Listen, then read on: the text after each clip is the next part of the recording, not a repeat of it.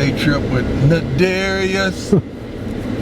Also, we want you to subscribe to Reach the People Media. Yes, right? sir. Reach the People Media.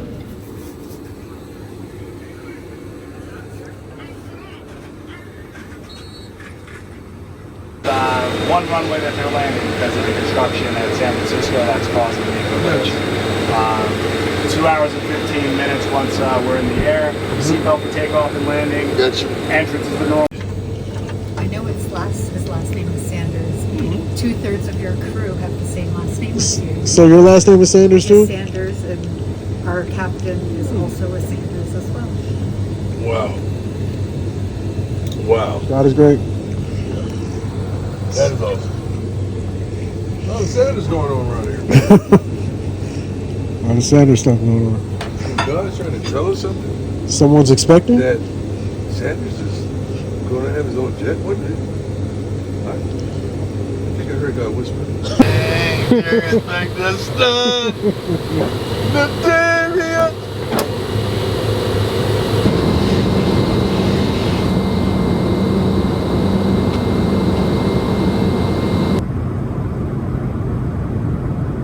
Made up a little time. Your driver's standing by. Awesome.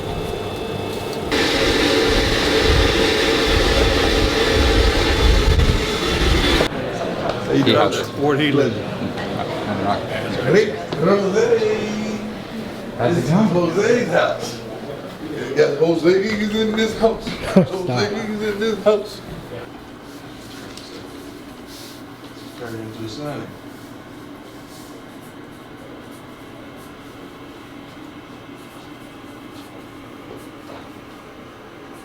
I've watched too many TikToks of you. See you in real life. It's kind of freaky. TikTok. Are we on TikTok? Yeah, they take all your stuff and put on. Yeah, they just take your videos You're and on put on TikTok. I don't even know how to get on TikTok. Your Facebook? Hi, gentlemen. Back on 3, 2, and Okay. Until Zuckerberg went public for Facebook. That's actually how I met him. I saw him. I was like, hey, Zuck, don't go public. He's like, what? I'm like, I won't be the youngest anymore. So that was back in the day. But Wow. I started this. I have another company now. It's a public company, analytics. So this is all about data and analytics. That's what's going on right now. And there's a big company called Snowflake, Okay. and they're the ones that kind of took over the town, and we're one of their partners. And we're a newer partner. We wanted to shake it up a little bit, get our name out there a little bit. So, they said, "How about Jerry Rice?" We said, "No." We need something bigger. So what do you actually do? What does the company do? So it's a company called, my company's name is Domo, and we take all the data in your data, your cache data, your inventory data. Most companies will have data in 150, 200 different applications. Right. So we came along, we said, well, why don't we just connect to all the systems and then bring the data in real time and run an app. So when did all this start with you, man? That had to start at a young age for you to think out the box like that, man. I was fortunate to be going to school in '95 when the internet was starting. Right. And, the thing I love about tech is, you do something for even a year in some cases. If it's new enough, you're the expert. Wow. You know as much as the old guys know. And so when the internet was going, I started making web pages for people. I had a partner that did it. And then after that, we went and started, we were snot-nosed kids, and so, Zions Bank wrote us a check for $500,000. Wow. And they're like, oh, is anybody going to the website? I don't know, I made it, it's pretty, And so then they said, okay, well, you got to tell us if people are going or not. And so we just tried to start figuring out the analytics, and we made something, and it just went Crazy. to the moon. Awesome. So I made a bunch of money at a really young age, got really lucky on that front, and made a lot of mistakes, but had enough successes. And when I did number 2, I wasn't sure if it was because of what I did or in spite of what I did. Mm-hmm. So I just tried to run the same playbook. And some of it went really well, and others I was like, ooh, I thought that was a good idea. That's actually a bad idea. So yeah, I've just always been doing software and analytics. That's awesome. So it's my sport. Before we leave, I got one for you I want to throw at you. Okay. And I want to see if it makes sense. Yeah. I want to see if it makes sense. I got a little tiny bit of nerd in me, and I just want to see if this idea makes sense for people. Yeah. You know, everything I think of, I'm trying to make it applicable and to help people. And this is son? No, this is his last name is Sanders. We had 4 people on the plane. Sanders. We actually the pilot, the whole flight. The pilot? The pilot, the stewardess, and he and I. But the co-pilot, his last name wasn't Sanders. Yeah, he's the only one. One guy on the whole plane. Not related at all. Get another Sanders in He there. was good friends with my son. Okay. Was helping my son with his business, and next thing you know, he picks up a camera, and the rest is history. There you go. Yeah. Now he's really sought after. Trying to be. Yeah, we did a thing on campus one time, and the whole class already knew his name. They knew everything about him. On campus, all the students.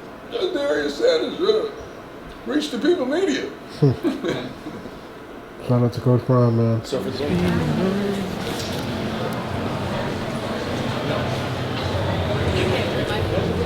stage, Deion Sanders, Coach Brown. How you doing? Everybody's not intoxicated, right? You gonna understand?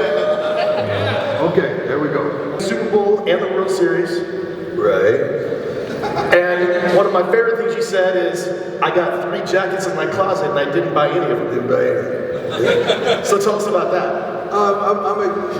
God has gifted me tremendously with a lot of athleticism, but I'm not sitting up here because of just only my athleticism. The consistency, the work ethic, the habits that I've created, and the longevity only derives from what you put into life. I believe in winning at all costs. Even what you may think is a loss, I find a way to turn it into a positive and a win in every day. I don't lose, I win. And it's only a matter of time that we win the way you would like us to win. But we have little small increments of winning and success. Then that totals up to larger increments of success. Then once we perfect, we package, then you get to see us win and dominate. And the only way you can get to the next level is to win and dominate. And then you get elevated. That was some good stuff, you know. You guys forward, you're just standing there. I'm trying to give you secrets. So one of the other, I'd love to hear the background on you ain't make me, so you can't break me. That's good. That's good stuff. You ain't make me so you can't break me. I think that was in a press conference, and a lot of the stuff you gotta understand, it comes spontaneous. I don't really prepare for the things I say or the things I do in life. It comes spontaneous because I put so much into me. I read, I study, I prepare, I spend time with the Lord alone, and then when I'm pressured, it comes out. What comes out when you're pressured? Yeah, some of you cuss words come out when you're pressured. Profanity and hatred and meanness, you know, so whatever's inside of you normally comes out. And I was just going, I think a coach said something derogatory about me at the conclusion of the game, and I don't even know half these dudes, I truly don't. I'm focused on the game, I'm not focused on the coach, because we're not playing against one another. If so, we would be undefeated, I'm pretty sure. And I think he said something like, no, come on, man, you can't make me so you can't break me no matter what you say. You ain't invent me so you can't prevent me. You know, it's a lot of little rhythmic sayings that are appropriate in that 100. And I truly stand by them and I believe everything. I believe the things I say and I try to do only the things that I desire to do. We're in a position that we don't do what we don't want to do in life. Every day is a blessing, man. You know, some of you have that propensity. You're doing what you love to do. I do what I love and I love what I do. It's not work to me. It's a blessing to get up and motivate these kids and wear that CU that's on your chest and to have a good time doing it. It's a straight out blessing that then you choose to compensate me for this. Like, you got to be kidding me. So I love what I do and I do what I love. I don't have bad days. I don't have bad days. I may have a bad moment, even a bad hour, but never a bad day. And no profanity. No profanity. I stopped using profanity my sophomore year in college. That's about when I started. like me and my friends, we used to have rap battles coming back from the bus stop, you know, on campus, and just cussing each other out the whole time. And one day I just had like a Forrest Gump moment, and and I said, this is stupid. And the way I stopped was for my affection for money. So I was a $5 cusser. I didn't use MFs and SOBs. I didn't use those type of, $25, $50 cussers like some of us. I was a $5 cusser, so I got $100 increments of 5, and every time I used profanity, I gave $5 to someone. So my affection for money made me stop cussing. I would have like a $20 date, like no. Or a $10 or $15 moment. No, that's too much. It's costing me too much. So I stopped using profanity way back, I think that was 87. I think it was 87. As a coach, something that we all probably do here as well to an extent, we're building culture. We're building teams. Yes, you are. How have you thought about, to me, culture, you either are very deliberate about how you construct it and build it, or it creates its own? It don't create its own. It's being adamant about what you want, what you desire, what you seek. Leaders like yourself and leaders like many of you have the ability not to only see straight ahead, but you can see around the corner. It's a tremendous gift. So you have this innate ability to see what's next, what's coming, what's the best situation for this moment, and what should we do right now. You can see that, and God has graced me with the ability to see around the corner. There's no way I could get a punt, return a punt, and run it back like I did when I have no vision. You can't give me vision on the field and not vision off the field. That does not make sense whatsoever, because on the field, they're trying to kill me. Off the field, I think that sometimes they're trying to kill me too. But that vision, the Bible says, without vision, my people perish. And I'm a visionary. I can see pretty darn well. And the thing that I see, I want things in life better for you. It's not about me, because I have a tremendous gift, and they've always thought it was about me, because the way my swag and my confidence is my natural odor. I'm sorry, I cannot change that. But I want it to be about you. That's why God has granted me so much success. I'm still going. This is the third quarter of my life. I was introduced to you as prime time. Then I dropped the time because I wasn't playing football anymore, baseball, so it was just prime. Now God threw me back in the game in the third quarter, and I'm coach prime. But nevertheless, I'm still winning. So I love the consistency, the continuation, and I love not just making something out of nothing, but making something spectacular out of something. All of you have dreams, hopes, desires, and intuition. But what you doing with it? What are you doing with it right now? First of all, I got a quote in my book that says you gotta want it, you gotta work it, then you gotta win it. I've always wanted it. And was able to work it because I had no problem with working, because that's what I saw my mother do every darn day, 2 jobs. And then that should put you in a position to win. And you should know how to win with an opportunity. I don't miss opportunities. You cannot miss opportunities. It's those things that we think about sometimes that keeps us up at night, and we barely are awake. Yeah. But it's opportunities that we probably should have seized and taken advantage of, or taken the next step to. And I tried my best. You pretty much can't name a game that you saw me miss a pass, an interception, an opportunity.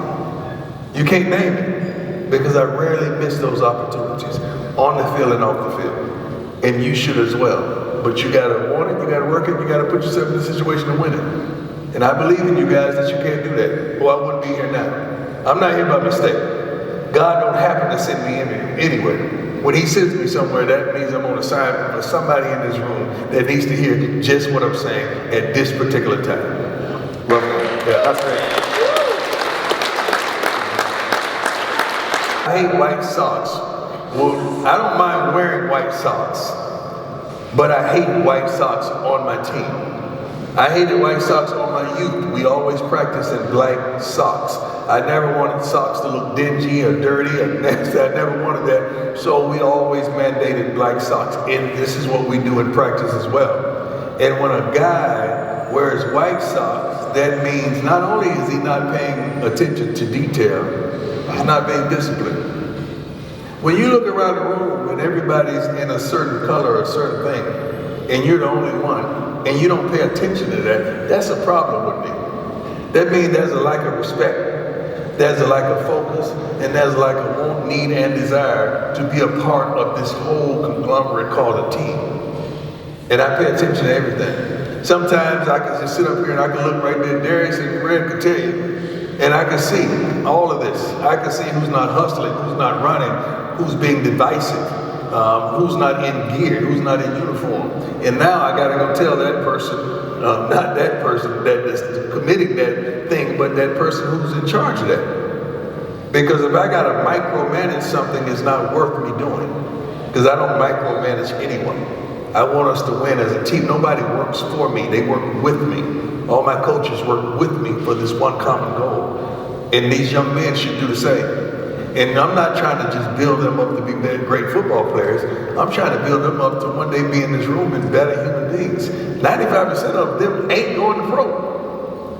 So I'm focused on that 95, not the 5. The 5 got it. The 5% that's going pro, they got it.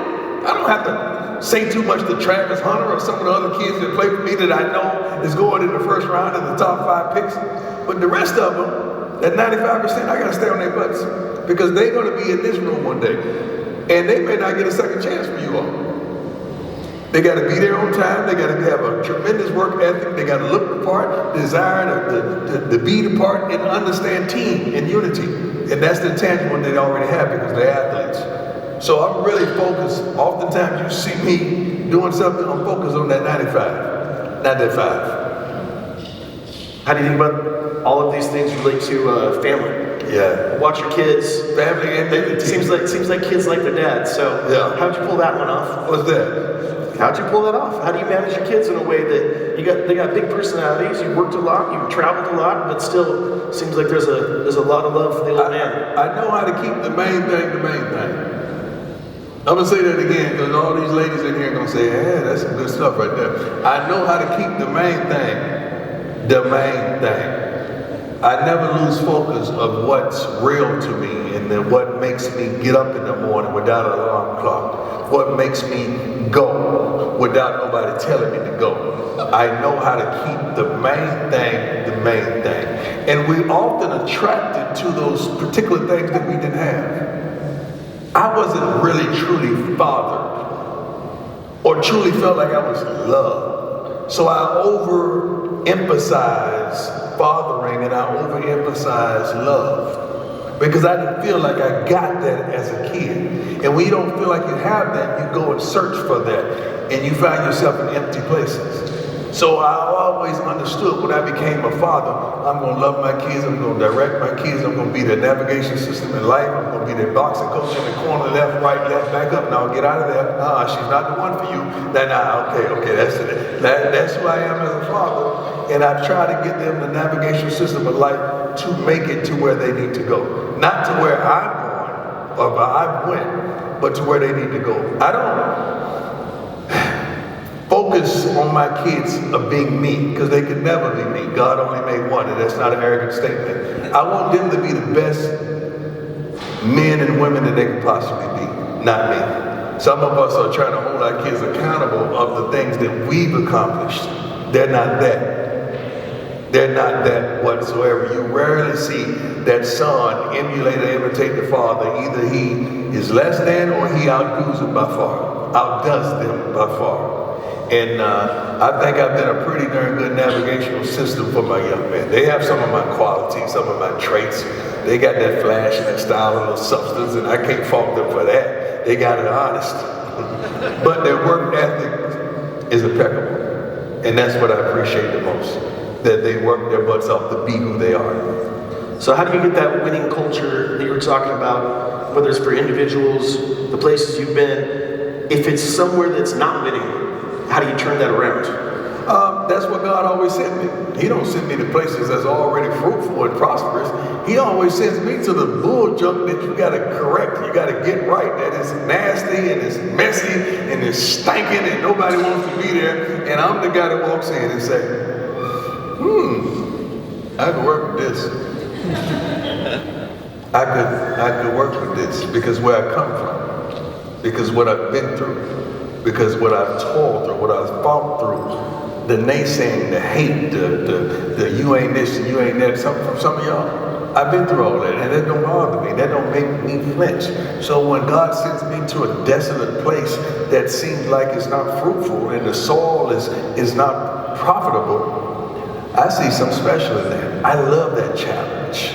I like that. That's who I was as a player. I had to get in front of this guy that was your man and take him out of the game and disassemble your darn offense. That's who I am. That's who I've always been. And I absolutely love the challenges of it. And I know in a matter of time I'm going to win because I know the intangibles to instill. I know the time that it's going to take me. You may not think I'm on schedule, but I'm way ahead of schedule. And we win in different aspects. Like last year, you say we didn't win on the field, but I think we went up 300 or 400%. Mr. Colorado, correct? I think we sold out every home game, right? I think we made over 20 million a weekend for all the patrons there. I think the student enrollment went up like 60-some%. Should I keep going or you get the picture?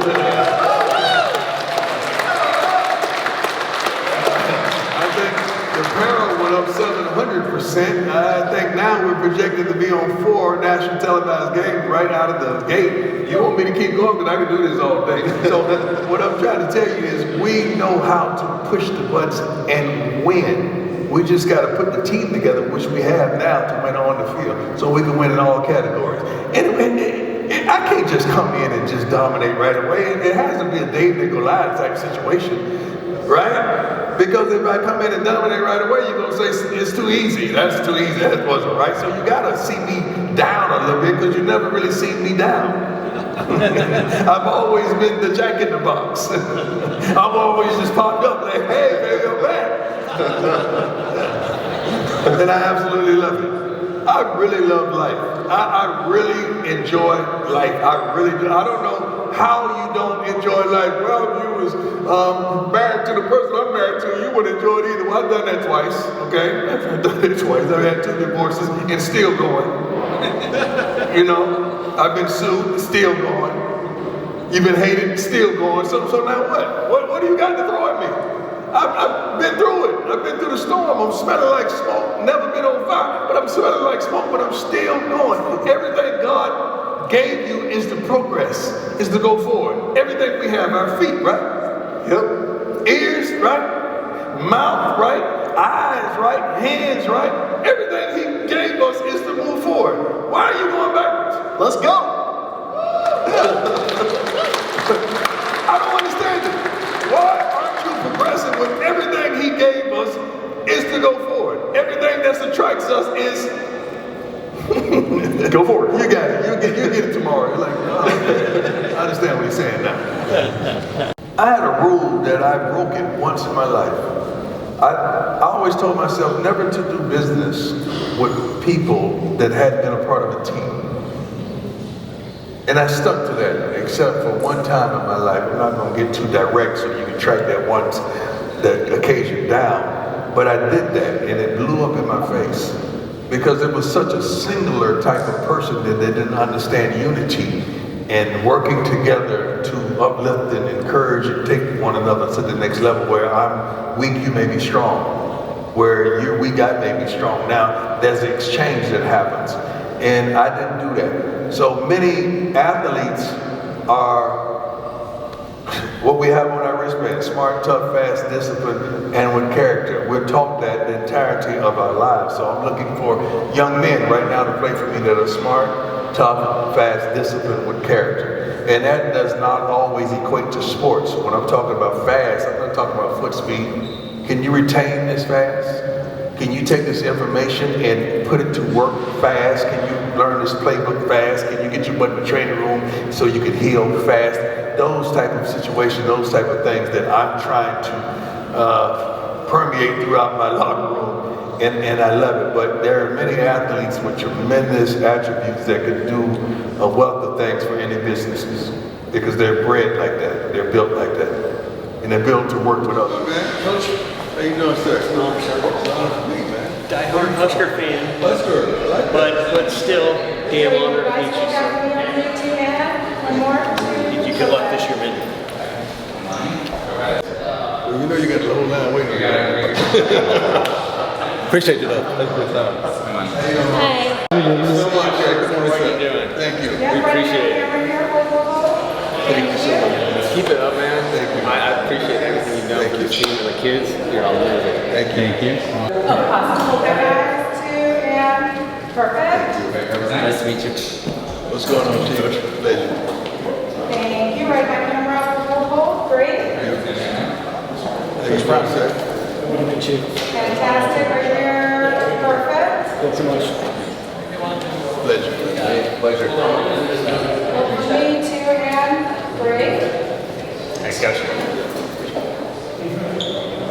1, 2. Thank you. This is the real team. Let's do a quick, we're going to do a quick group one if that's okay.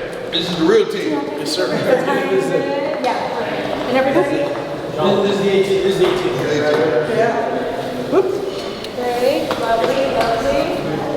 Perfect. Can I switch over just a bit? Yep. And then everybody do. Thank you.